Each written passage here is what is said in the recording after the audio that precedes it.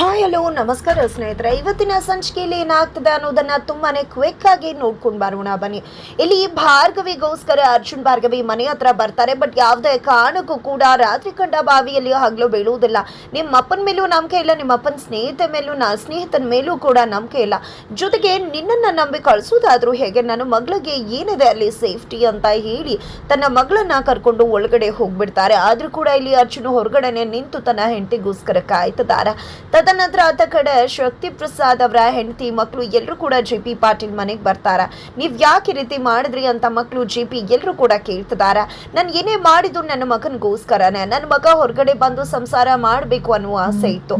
JP. ಹಾಗೆ ಶಕ್ತಿ ಪ್ರಸಾದ್ ಮೇಲೆ ನಂಬಿಕೆ ಇರಲಿಲ್ಲ, ಹಾಗಾಗಿ ಈ ರೀತಿ ಮಾಡ್ತೆ ಅಂತಾರ. ಈ ಕಡೆ ಜೆ.ಪಿ. ಆದ್ರೂ ಕೂಡ ನೀವ್ ಯಾಕೆ ಅವತ್ತು ವಿಕ್ಕಿನ ಎಳ್ಕೊಂಡು ಹೋಗ್ಬೇಕಾದ್ರೆ ನಾನೇ ತಪ್ಪು ಮಾಡಿದ್ದು ಅಂತ ಹೇಳಿಲ್ಲ ಅಂದಾಗ ನನಗೆ ಗೊತ್ತಿತ್ತು ವಿಕ್ಕಿ ಬಿಡುಗಡೆ ಆಗ್ತಾನೆ, ಯಾಕಂದ್ರೆ ಅವನು ತಪ್ಪು ಮಾಡಿಲ್ಲ ಅಂತ. ಜೊತೆಗೆ ನಾನು ತಪ್ಪು ಮಾಡಿದ್ರು ಒಳಗಡೆ ಹೋಗಬಾರ್ದು ಅನ್ನೋದು ನನ್ನ ಉದ್ದೇಶ ಆಗಿತ್ತು, ನಾನು ಸಿಕ್ಕು ಬೀಳಬಾರ್ದು ಅನ್ನೋದು ನನ್ನ ಉದ್ದೇಶ ಆಗಿತ್ತು. ಹಾಗಾಗಿ ತುಂಬಾ ದೂರಾಲೋಚನೆ ಮಾಡಿದ್ದೆ, ನಾನು ಈ ರೀತಿ ತೀರ್ಮಾನ ತಗೊಂಡೆ ಅಂತ ಹೇಳ್ತಾರೆ. ಹಾಗಿದ್ರೆ ಹಾವು ಸಾಯ್ಬಾರ್ದು, ಕೂಲು ಮುರಿಬಾರ್ದು, ನೀನ್ ಸಾಯಿಸೋದೇನೋ ಸಾಯಿಸ್ದೆ, ಸಾಯಿಸಿದ್ರು ಕೂಡ ಜೈಲ್ಗೆ ಹೋಗ್ಬಾರ್ದು ಅನ್ನೋದು ನಿನ್ನ ಇಚ್ಛೆ ಆಗಿತ್ತು ಅಲ್ವಾ ಅಂತ ವಿಕ್ಕಿ ಕೇಳಿದಾಗ, ಹೌದು ಕೊಡೋ, ನಾನು ಇಲ್ದೆ ನಿಮ್ಮಿಬ್ರ ಕೈಲಿ ಏನಾದ್ರೂ ಮಾಡೋಕ್ಕಾಗತ್ತಾ? ನಿಮ್ ಜೀವನದ ಒಂದು ಡಿಸಿಷನ್ ಕೂಡ ತಗೊಳಕ್ಕಾಗಲ್ಲ. ಜೊತೆಗೆ ನನ್ನಿಬ್ರು ಮಕ್ಕಳು ಚೆನ್ನಾಗಿರೋದನ್ನ ನೋಡ್ಬೇಕು ಅನ್ನೋದೇ ನನ್ನ ಆಸೆ. ನಾನು ಯಾವುದೇ ಕಾರಣಕ್ಕೂ ಜೈಲಿಗೆ ಹೋಗ್ಬಾರ್ದು ಅಂತ ಶಕ್ತಿ ಪ್ರಸಾದ್ ಅವರ ಹೆಂಡತಿ ಹೇಳ್ತಾರೆ. ಅದಕ್ಕೆ ಜೆ.ಪಿ. ಪಾಟೀಲ್ ಖಂಡಿತ ನಾನು ನೋಡ್ಕೋತೀನಿ ಬಿಡಿ ಅಂತ ಹೇಳಿ ಸುಮ್ಮನಿರಿಸ್ತಾರೆ.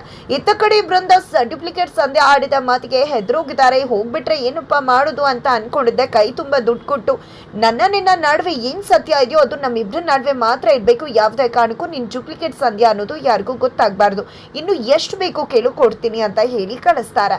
ಈ ಕಡೆ ಬೃಂದಾಗೆ ಭಯ ಶುರುವಾಗಿದೆ. ಇವಳೇನಾದ್ರೂ ಕೈ ಕೊಟ್ಟು ನಿಜ ಹೇಳಿದ್ರೆ ಜೆ.ಪಿ. ಮಾವ ನನ್ ಬಿಡ್ತಾರೆ, ಇದೇ ಮನೆಯಲ್ಲಿ ನನ್ನ ಹೂತಾಕ್ಬಿಡ್ತಾರೆ ಅಷ್ಟೇ ಅಂತ ಹೇಳಿ ಅತ್ತ ಕಡೆ ರಾತ್ರಿ ಪೂರ ಗಂಡ ಹೆಂಡತಿ ಇಬ್ರು ಕೂಡ ಕಿಟಕಿಯಲ್ಲಿ ನೋಡ್ಕೊಂಡಿದ್ದೆ ಕಾಲ ಕಳ್ತಿದ್ದಾರೆ, ಕಣ್ಣೀರ ಹಾಕ್ತಿದ್ದಾರೆ.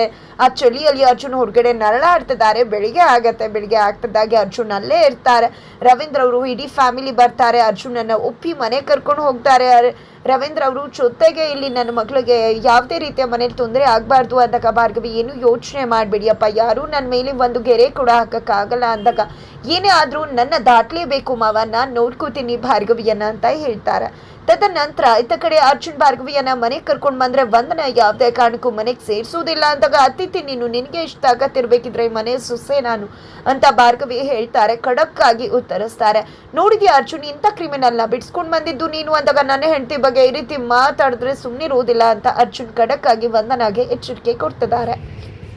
ತದನಂತರ ಈ ಕಡೆ ಸಂಧ್ಯಾ ಹತ್ರ ಬಂದಂತ ಭಾರ್ಗವಿ ತುಂಬಾನೇ ಹುಷಾರಾಗಿ ಸಂಧ್ಯಾ ಹತ್ರ ಮಾತಾಡಿದ್ದೆ ಸತ್ಯವನ್ನ ಬಾಯ್ಬಿಡಿಸೋ ಪ್ರಯತ್ನಕ್ಕೆ ಮುಂದಾಗ್ತಾರೆ.